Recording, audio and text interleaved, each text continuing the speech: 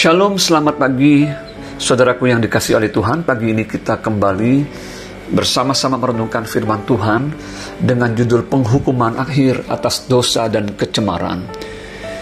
Terambil dari kitab Wahyu pasal 18, fokus pada ayat 1-5. Demikian bunyi firman Tuhan.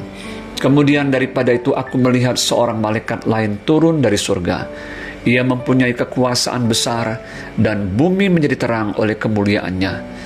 Dia berseru dengan suara kuat, katanya, sudah rubuh Babel, kota besar itu. Dan ia telah menjadi tempat kediaman roh-roh jahat, dan tempat bersembunyi semua roh najis, dan tempat bersembunyi segala burung yang najis, dan yang telah dibenci, karena semua bangsa telah minum dari hawa nafsu cabulnya, dan raja-raja di bumi telah berbuat cabul dengan dia, dan pedagang-pedagang di bumi telah menjadi kaya oleh kelimpahan hawa nafsunya. Lalu aku mendengar suara lain dari surga berkata, pergilah kamu, hai umatku, pergilah daripadanya, supaya kamu jangan mengambil bagian dalam dosa-dosanya, supaya kamu jangan turut ditimpa malapetaka-malapetakanya.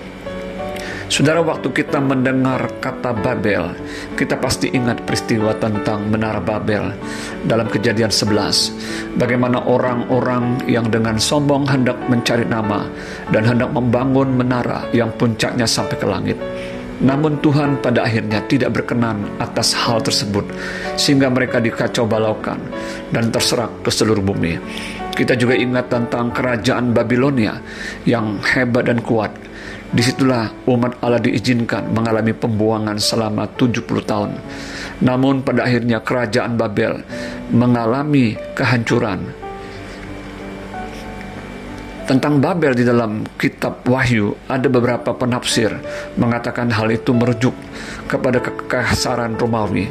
Yang jelas Babel merupakan simbol sebuah kekuasaan yang ada di dunia yang tidak takut akan Tuhan, memegahkan diri serta hidup dalam kecemaran dan kenajisan. Hari-hari ini kita dapat merasakan bagaimana manusia cenderung hidup di dalam hawa nafsu yang membutakan mereka dari perkara-perkara yang rohani dan benar sesuai dengan firman Tuhan. Mereka tidak takut akan Tuhan dan memegahkan diri atas kekayaan dan kejayaan yang mereka miliki secara jasmani. Mereka terus hidup di dalam kecemaran, hawa nafsu, dan percabulan. Bahkan disebutkan bahwa pedagang-pedagang di bumi telah menjadi kaya oleh kelimpahan hawa nafsunya. Bukankah ini menunjukkan bisnis seks yang memberikan keuntungan besar, tetapi telah merusak moralitas manusia dari apa yang sebenarnya Tuhan ingin mereka lakukan, yaitu hidup dalam kehendak dan rencananya. Cukup banyak orang tidak lagi menghormati kekudusan dalam pernikahan dan rumah tangga.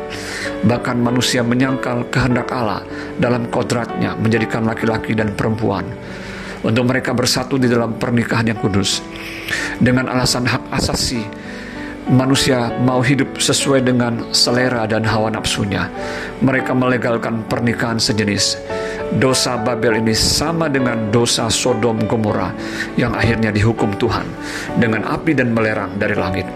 Itulah sebabnya dituliskan dalam kitab Wahyu 18 ayat 5, sebab dosa-dosanya telah bertimbun-timbun sampai ke langit, dan Allah telah mengingat segala kejahatannya. Sungguh sebuah kehidupan yang menyakiti hati Tuhan.